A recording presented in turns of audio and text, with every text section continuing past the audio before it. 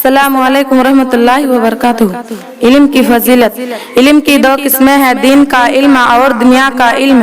علم چاہے دین کا ہو یا دنیا کا، دونوں علم انسان کو عزت اور کامیابی عطا کرتا ہے، لیکن دنیا کا علم صرف دنیا میں عزت دیتا ہے، جبکہ دین کا علم دنیا اور آخرت دونوں جگہ عزت دیتا ہے اور کامیاب بناتا ہے۔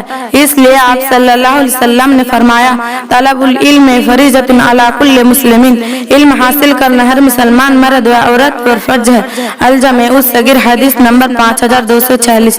اگر ہمارے پاس علم نہ ہو تو ہم صحیح غلط، اچھا برا، حق باطل اور جائز و ناجائز کے درمیان فرق نہیں کر سکتے۔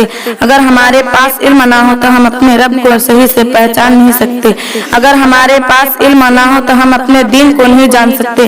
اگر ہمارے پاس علم نہ ہو تو ہم اپنے نبی و رسول کو صحیح سے پہچان نہیں سکتے۔